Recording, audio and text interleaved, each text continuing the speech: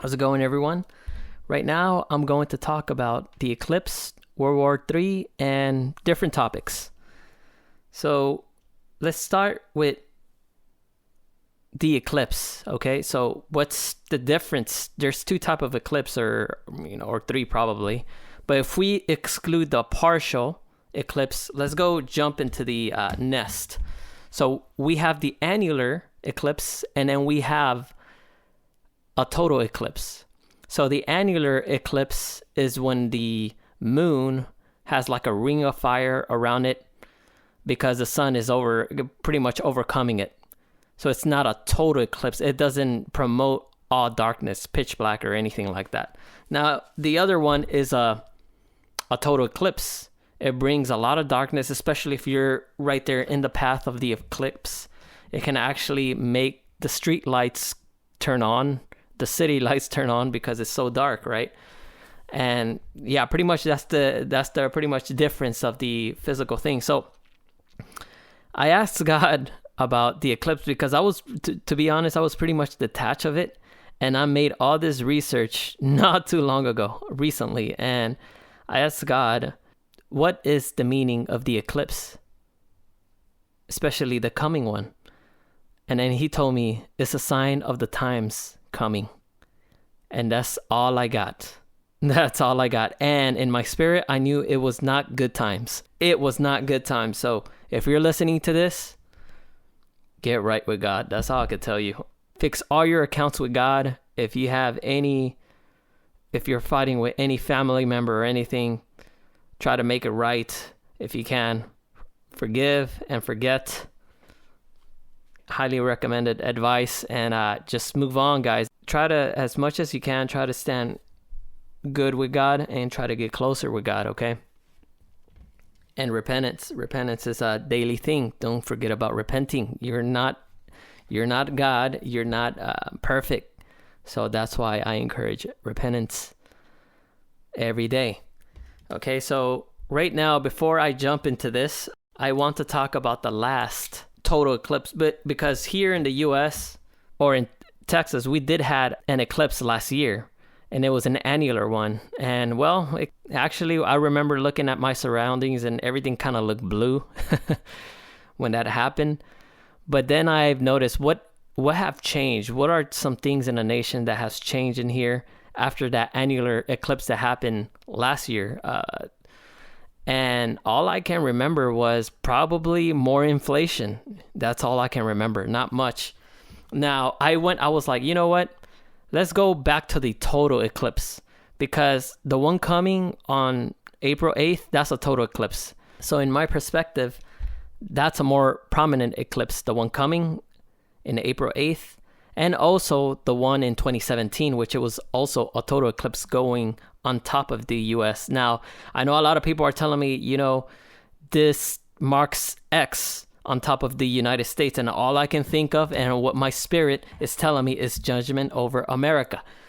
Now, okay, now that we got that out the way, let's talk about the 2017 eclipse. What really happened after the eclipse? Now, the eclipse in 2017 was in August 21st, 2017.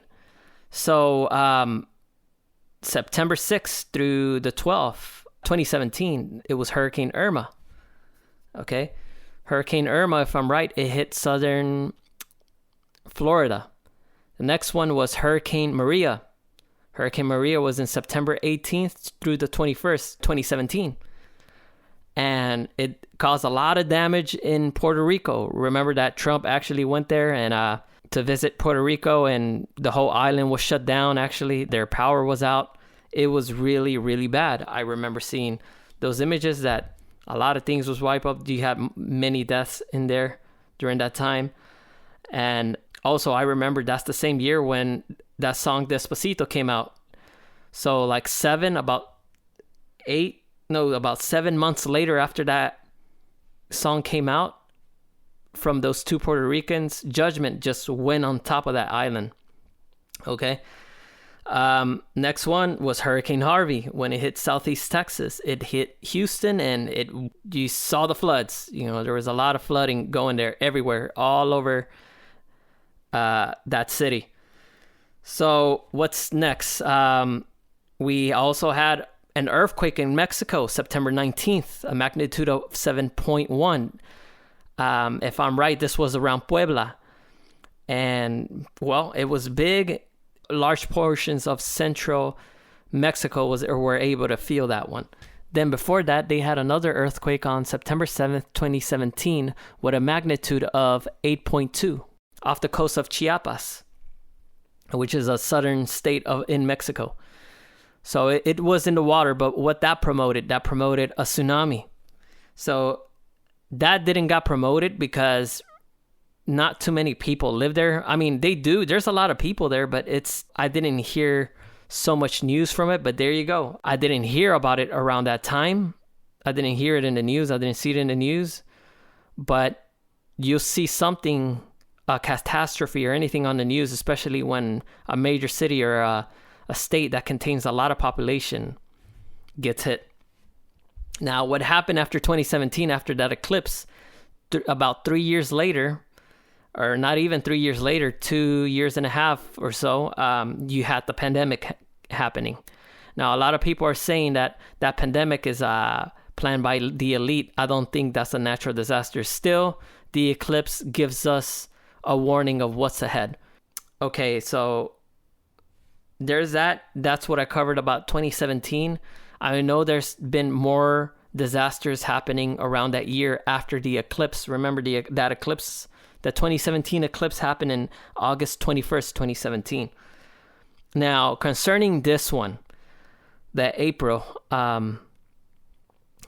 eclipse in this year, 2024, okay, expect multiple things happening in America, and not only in America, but even Latin America. I'm not too sure about Middle East and Asia, but this eclipse is going towards our nation, the U.S. And shout out to all my 50% subscribers that hear that listen to my videos.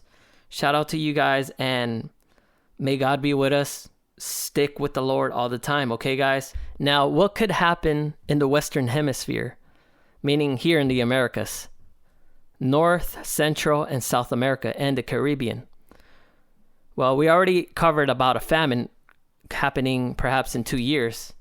And I encourage people to start praying, start repenting, and maybe God will change his mind. But we got to do that. We got to get right with God, everybody. Don't take this lightly. You know, if you're dirty, get yourself more dirty. If you're clean, wipe yourself clean, okay? What could happen in Latin America, the Americas, there could be droughts coming, more earthquakes. And just imagine, if you have a drought anywhere in Latin America, that means that encourages people to immigrate to the United States. Natural disasters, still the same thing. Earthquakes, hurricanes, tornadoes, especially in the U.S. And get right with God. That's all I could tell you guys. Take it as a warning sign, especially for the upcoming eclipse, because it looks like more events happen after the eclipse. Okay? Now, another point that I want to talk about that I haven't seen lately, just very few people talk about this, is World War III. I repeat, do not be surprised if World War III begins this month. Okay? I'm not prophesying. I'm not saying it will start this month. But it could be a good chance right after the eclipse. So that's why I've been telling all of you guys, search about residency in foreign countries. What are the requirements to obtain one? Also a citizenship, if possible. If you have never traveled outside of your country, especially if you're in the U.S., if you have never traveled outside of the U.S., I encourage you to get you a passport, because without a passport, you cannot leave this country unless you're traveling by land. But you still need it to get yourself back here to the U.S. It ain't going to be easy if you leave your country without a passport, and, you know, because Mexico, they might not even check your passport while you're driving by land. But you do need it on your way back. unless you immigrate back. But anyway, that's why I've been telling you guys, get yourself ready. And shout out to some people that think about me. And I had some subscribers telling me that maybe you should leave the US. It's going to get really bad there. It's going to be really... And I have an open mind, and I approve what you say. Brother and sister, thank you so much for being concerned of me. I also encourage people to be open in creating plan B, C, D, E.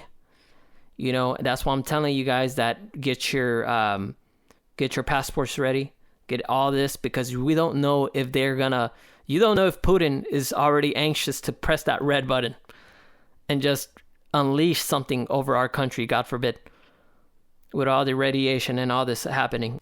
And for my patriots of this country are going to be like, no, I'm not going to leave anywhere. I'm going to stand here.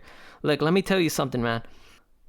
We don't know who's coming in our borders. These are not regular immigrants. These are not regular undocumented people. These are not regular. These are people with a plan. These are people that are going to their posts in the U.S. all over. So let's say you stay here and you got your gun, you got your barrier, you got everything. And you probably got a neighborhood. Maybe if you have like a dozen people defending a neighborhood or something like that. I'm telling you right now, you're going to be outnumbered. You're going to be outnumbered because these people are going to be sourced and helped by the elite. So if one of their posts, you know, let's say all of their men are dead because you were defending where you live at, guess what? They're going to send more and more because they already pre-planned this. So I'm just talking through my standpoint of what could happen. And you might as well just join the military at that point. Prayer is powerful. I know prayer is the enemy's weakness. You know, prayer is an antidote. So there is a Bible verse. Let me go search it right now. And it's going to be found in 1 Samuel chapter 2, verse 9. And it says this: He will guard the feet of his saints, but the wicked shall be silent in darkness, for by strength no man shall prevail. So that means, for by strength no man shall prevail. That means your little guns or our little guns and all this is going to be useless in the time of God's wrath. Only righteousness will deliver you. Only that is biblical. I'm going to put it right there in the only righteousness will deliver a man from God's wrath. Okay, so that's why I'm asking everybody, be humble about everything. You know what? I got happy here in my state. This was the first time I have noticed this. Off topic, by the way. Sunday, you know, some of you call it Easter. I call it Resurrection Day. Whatever you want to call it. But on Sunday, this past Sunday, I've noticed that there was many restaurants and many stores, food stores closed. It almost felt like Christmas. But a lot of these stores and a lot of places, restaurants were closed. And I was saying in my head, that's God's fear. That is what God's fear is all about. So I've been noticing that there are some people turning from their ways and giving reverence to God, because to be honest, in the past years, when it came to that day of resurrection, nobody actually never cared. We all still continue with our day. Most of us will still go to work and everything. But God has to come to this point so we can repent and show God's fear and show reverence to God and show how big is God and show how wonderfully made and how loving and forgiving he is to us and our generation and our coming generations, our children and our grandchildren. So what I'm trying to say here is that God is talking to people and some of us is heeding it, thank God. But there's still so many, they're still asleep. Their church is still asleep. Now, also talking about sleeping, God has revealed to me that Saturdays around midnight, 1, 2 a.m., churches will be open. Churches will be open. God was telling me that. It was a prophetic vision. God gave me this vision because I've noticed, we all know that what happens Saturday nights, bars, clubs, the young go out and have a good time. But churches, I've heard this from God, churches are going to be open midnight, 1 a.m., 2 a.m., maybe 3 a.m., staying vigilant, praising and worshiping God, maybe even fasting, but they're going to be open to make competition to bars, to the nightlife. See, this is what God's fear is all about. We're going to go like back in the days, maybe before 1950s, maybe during the 1800s. I'm going to show you a video. This guy, he's talking in Spanish, by the way, and he's saying that there's going to be so much money, but there's going to be no food. That's when they'll know money isn't everything. Okay, let me repeat that again. There will be so much money, but not enough food, or no food. And that's when they'll know money isn't everything. Okay, guys? So let me put it into perspective. You get this wealth transfer, but what does it matter when there's no food to eat? And I'm going to get to the globalist agenda. El Señor habló a mi vida mientras oraba. Y me dijo el Señor: Héctor, habrá dinero, pero no habrá alimento. Habrá dinero, pero no habrá comida. Me decía el Señor: dile a mi pueblo que es tiempo de hacer provisión. Es tiempo de hacer provisión. Me dijo el Señor: Héctor, habrán supermercados, pero no habrá provisión. Habrán supermercados, pero no habrán alimentos, no habrán comida. Me dijo el Señor: Héctor, habrán doctores, pero no habrán hospitales. Habrán doctores, pero no habrán hospitales, me decía el Señor. Habrán muchas farmacias, pero no habrán los medicamentos. Y entonces tendrán que volver al tiempo antiguo, me dijo el Señor, cuando clamaban a mí y yo hacía la obra. Tendrán que volver a poner su mirada a los cielos. Amaya, me dijo el Señor. Y hay de aquellos que estén débiles en la fe y estén débiles en mi espíritu, porque ciertamente no soportarán la ola de prueba que se avecina sobre la tierra. Por eso dile a mi pueblo que se fortalezca en mi espíritu, que se fortalezca en la oración, que se fortalezca en el ayuno.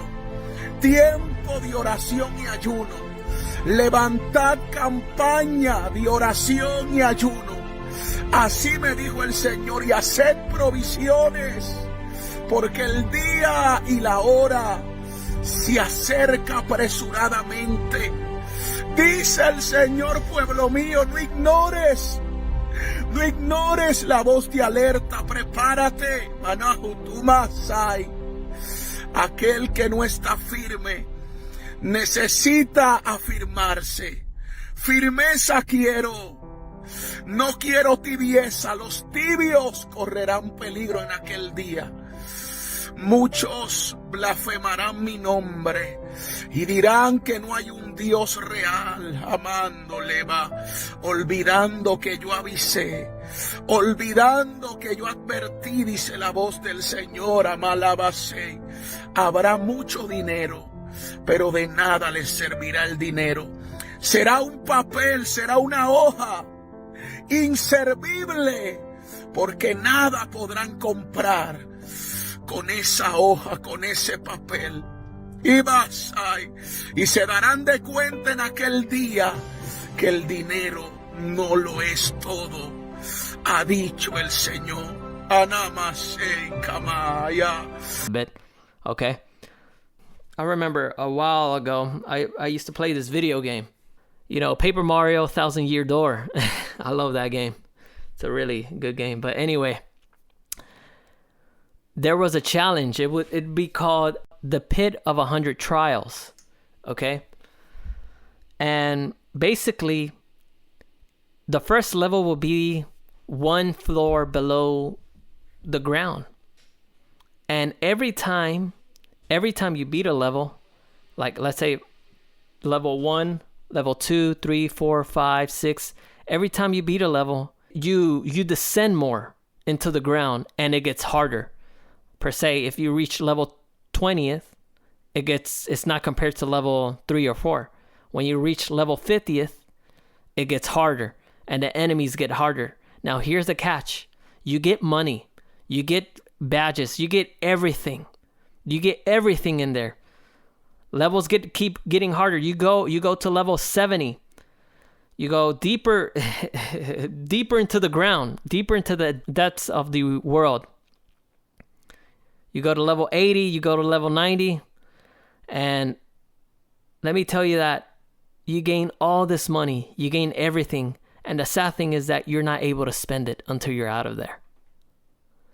So the same thing when it comes to a famine or a drought or anything like that. What does it matter to have all that money when there's not enough food? You have no choice but to leave your own country.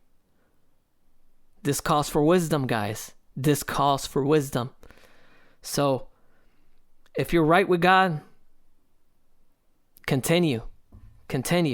And I give you a pat on the back for doing so, and you're trying your best. We're all not perfect, guys. I know that. We're all not perfect, okay? These are the signs of the times. We got to get right with God, okay? So let's go to the next one, to the next point. The reasons crypto will pump or dump. The world is going to be distracting these devastations. Now that we were talking about money, these devastations, these natural, all these events happening, we might forget about crypto. But I encourage you to look at your crypto, okay? Because these events will move the markets. So we don't know if, let's say, World War III triggers this month or next month or anytime soon. That could trigger the market up or down. Look at gold.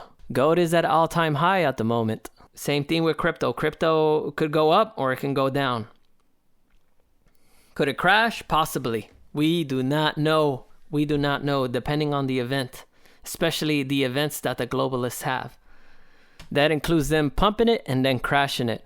I also expect crypto to be up by October, November the latest, since it is election year. All right, next topic. I got this from this Jewish channel, and it was interesting that they were revealing what could be their agenda. So I'm going to go over it right now. And there's like 8 points. And I'll talk about additional points, or I'll go over some points that I already said. The first one will be everything that you need will be carried by drones. Meaning you don't have to go get it, but they'll give it to you through a drone. They're saying that this is part of the globalist agenda. The second thing is that meat, will be a delicacy high in value. So do not be surprised if you see $50 per pound meat, or for 1 pound, it'll cost $70 or $100 or $150. Do not get surprised when you see meat that expensive, okay? The third on their agenda, United States will not be a superpower anymore. And you know what that means. Dun, dun, dun. Third world nation. Third world country. So many people that boast of this country and looking beneath our noses that, that's a third. Guess what? We're already a third world country. We cannot say anything anymore. Because in the end of the day, the elites, these super wealthy families are in total control of most of everything. But let's go to the next one. Point number 4, all the focus will be on climate change and the reasons for natural disasters. Point number 5 is limited property. Point number 6, limited in your mobility. Meaning they trying to keep you in one spot. Point number 7, limited amount of food you can eat. Point number 8, limiting your energy, meaning your electricity, your water, all of that. Your gasoline also includes your money. All of that. Total control. Now, there's some additional points that I want to touch as well. All right. The additional points are you won't have privacy in your life, and it'll never be better for you if you do have privacy. Next one is they are imagining a world like a blockage, meaning, you know what happened in the pandemic? Like they kept us all in our rooms, in our homes. They're trying to do that again. So if you see another virus surfacing, that's another plan of their agenda. They're trying to lock up everybody up. The next one will be you will stay always at home. You will work at home. You will not own any property. And that doesn't mean somebody else cannot possess it. It only means that you'll be a tenant and everybody will be happy about it. So just some of the points that they want to have total control of us. That's why I've been encouraging people to do this, do that, get some crypto, get some gold, get some silver. That's it for now. That's all I have for today. And be concerned of the times ahead. I did a little bit of research about the eclipse, and some people are saying, yeah, there's an X on Texas. Yes, there's an X in Illinois. It's in America. It's in United States. All I can say is that thank you for anybody who's been thinking about me. Please pray for me and anybody who lives in this nation. God has been saying through different people that the church has been asleep and we need to wake up. We need to wake up in the spirit. We need to start praying more. And if possible, start fasting, because I also asked God, what can we do about the upcoming famine? Can we do anything about it? Can we, all kind of like start seeking you? And he said, that's going to take a lot. That's all I heard from God. He said that it's going to take a lot, David. It's going to take a lot. So other than that, just always stay prepared. Fear God. Don't trust in your guns. Don't trust in the power of the horse. Don't trust in none of this stuff. Because in the end, you're going to be outnumbered. In the end, they don't want the United States to be a superpower. Now, a lot of people are going to think that these are my thoughts or anything like that. I'm not here to argue, to be honest. If you want to put your point of views, you could. I may or may not agree with you. But I do not encourage division. I do not encourage division at all. This is not time to be divided. This is not time to be divided, because you'll be alone and Lord knows what's going to happen to you. As a family of God, we got to stand united. One baptism, one spirit, one God, Father over all. And that's it, guys. Thank you for listening. God bless you all. Thank you.